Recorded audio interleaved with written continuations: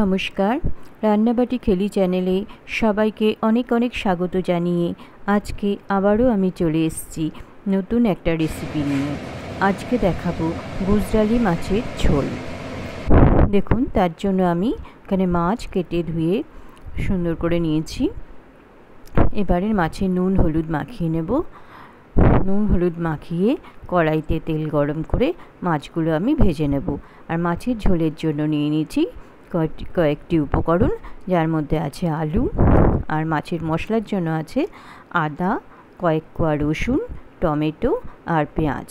মাছগুলো আমার সুন্দর করে ভাজা হয়ে গেছে। এবার আমি কড়াইতে তেল গরম করে দিয়ে দেব তেজপাতা ও জিরে ফোড়ন।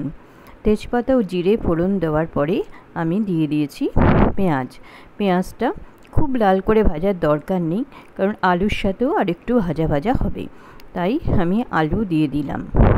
এবার আলু পেঁয়াজটা দিয়ে আমি ভালো করে সাঁতলে নেব।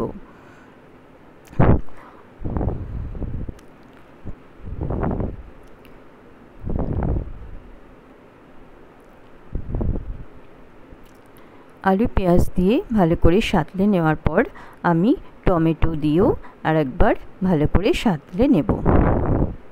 দেখুন, আমি টমেটো কুচিগুলো দিয়ে দিলাম। এবারে আমি আবার ভালো করে সাঁতলে নেব। এর মধ্যে আমি পরিমাণ মতো নুন হলুদ দিয়ে দেব। নুনটা যার যার স্বাদ মতো দেবেন।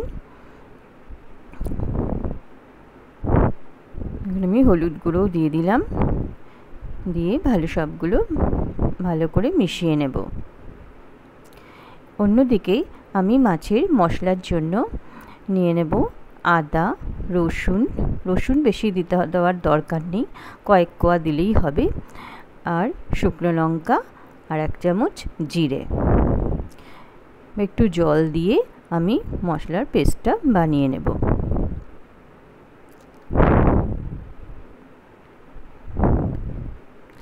মশলার পেস্টটা বানিয়ে আমি দেখুন আলুর মধ্যে দিয়ে দিয়েছি। ভালো করে মশলাটা আমার কষাও হয়ে এসছে, তেল ছেড়ে গেছে। এবার আমি মশলার বাটিটা ধুয়ে একটু গরম জল দেব মাছের ঝোলে। ঝোলটা যেরকম লাগবে সেরকমই আপনারা সেই পরিমাণে জল দেবেন। এবার আমি ঢাকনি দিয়ে ঢেকে ঝোলটাকে ফুটতে দেব। আমি প্রতিদিন নিত্য নতুন রান্না নিয়ে আসব।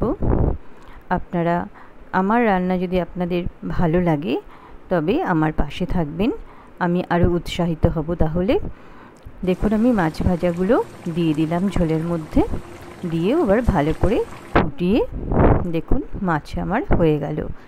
গুজরালি মাছের ঝোল আমার পুরোপুরি রেডি পরিবেশনের জন্য।